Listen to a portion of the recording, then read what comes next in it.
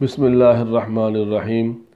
محترم حاضرین، نماز کے اندر کتنے واجبات ہیں یہ آج ہم آپ کو بتائیں گے۔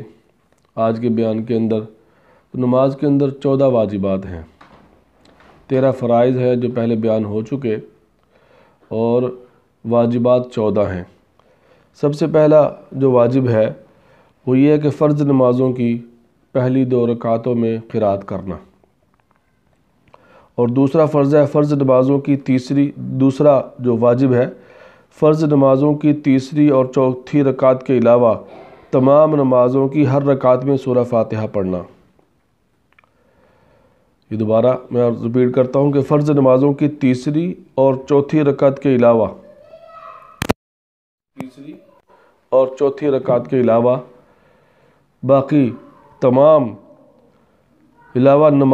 نمازوں کی ہر رکعت میں سورہ فاتحہ پڑھنا، یعنی فرض نمازوں کی جو تیسری اور چوتھی رکعت ہے اس کے اندر سورہ فاتحہ کا پڑھنا واجب نہیں ہے، سورہ فاتحہ کا پڑھنا واجب نہیں ہے، اور باقی کے علاوہ تمام نمازوں کی ہر رکعت میں، تمام نمازیں اس کے علاوہ آ گئیں جیسے سنت مؤکدہ ہے، سنت غیر مؤکدہ ہے، ان کی چاروں جو 4 سر کر کے جو پڑھ رہے ہیں، سنت غیر مؤکدہ اور سنت مؤکدہ، جیسے ظہر سے پہلے 4 سنت مؤکدہ ہیں، اور ان کی ہر رکعت کے اندر سورہ فاتحہ کا پڑھنا واجب ہے۔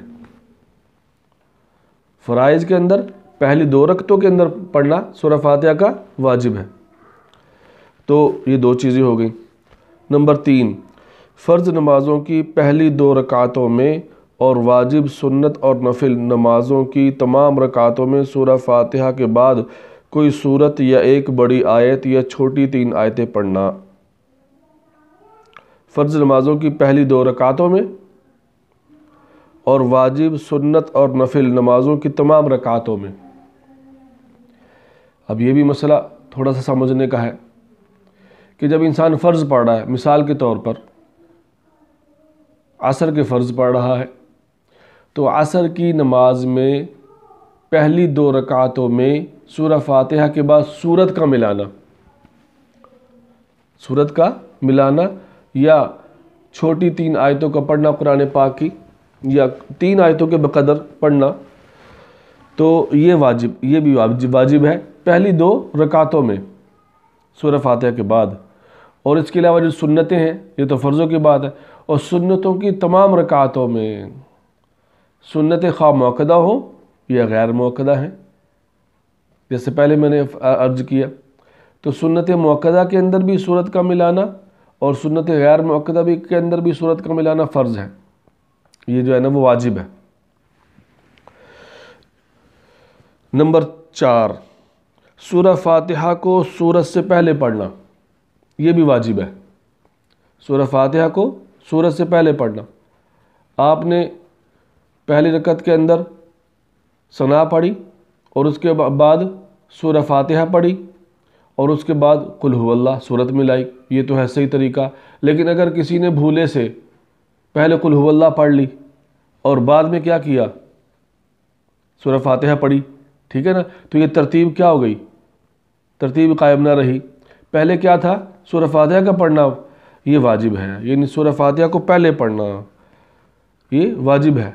اور اگر کسی نے یہ نہ پڑھی پہلے سورہ فاتحہ بلکہ سورت پہلے پڑھ دی، قل هو اللہ، یہ کوئی اور سورت پہلے پڑھ دی، تو بعد میں یاد ہے ابھی تو میں نے سورہ فاتحہ نہیں پڑھی، تو پھر سورہ فاتحہ اس نے بعد میں پڑھ لی، تو چونکہ واجب کیا ہوا، مؤخر ہو گیا ہے، اپنی جگہ سے واجب کے اندر تاخیر آ گئی ہے، تو اس لیے سجدہ صاحب کرنا ضروری ہو جائے گا۔ تو یہ چوتھا واجب ہے، 4 واجبات بیان ہو گئے۔ 5واں ہے قرات، رکوع، سجدوں اور رکعتوں میں ترتیب قائم رکھنا۔ قرات، رکوع، سجدوں اور رکعتوں میں سب سے پہلے قیام ہوگا، قیام کے بعد کیا ہے، قرات ہے، پڑھنا ہے، پھر کیا ہے، رکوع ہے، پھر کیا ہے، سجدہ ہے۔ اس کے اندر ترتیب قائم ہونی چاہیے۔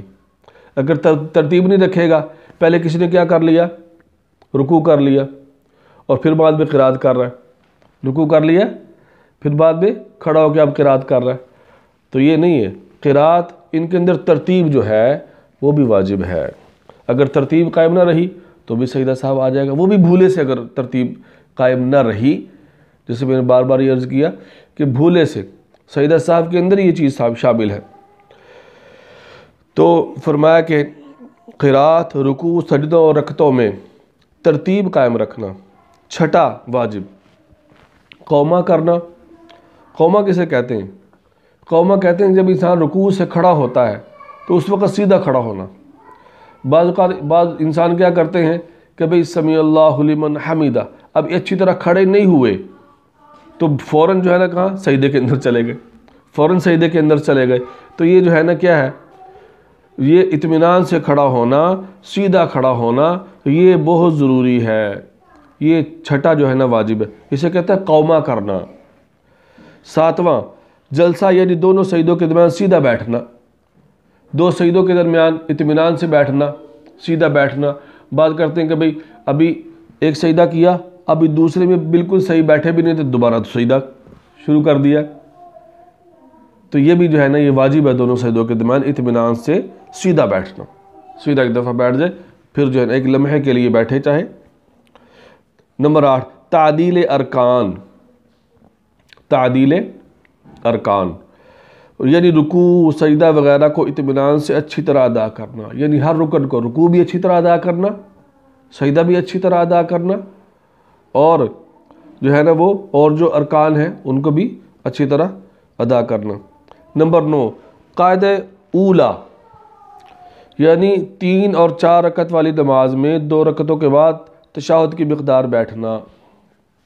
قاعدہ اولا یعنی 3 اور 4 رکعت والی نمازوں میں 2 رکعتوں کے بعد جو بیٹھا جاتا ہے، آپ 4 رکعت نماز پڑھ رہے ہیں اور یا 3 رکعت پڑھ رہے ہیں، جیسے جو ہے نا وہ وتر ہے، تو اس میں 2 رکعت پڑھنے کے بعد جو بیٹھا جاتا ہے اسے قاعدہ اولا کہتے ہیں، اور اس کے اندر تشہد کی مقدار بیٹھنا، اس کے اندر تشہد کی مقدار بیٹھنا یہ واجب ہے۔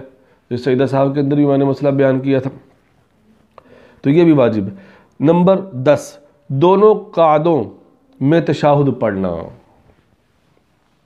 ایک ہے بیٹھنا، یہ پہلے بیان ہوا کہ تشہد پڑھنے کی مقدار بیٹھنا، اور اب جو 10واں واجب ہے دونوں قعدوں میں تشہد پڑھنا، یہ فی نفسی کیا ہے؟ واجب ہے، فی نفسی ہی واجب ہے۔ اگر کوئی شخص قاعدہ اولا میں قاعدہ تو اس نے کیا، یعنی بیٹھا تو صحیح لیکن پڑھا ہی نہیں، اس نے چپ کر کے بیٹھا رہا، سم بکم عمی، ٹھیک ہے نا بھائی، چپ کر کے بیٹھا رہا اور اب کھڑا ہو گیا، اتنی مقدار بیٹھ کر کھڑا ہو گیا، تو کیا اس پر سجدہ صاحب آئے گا؟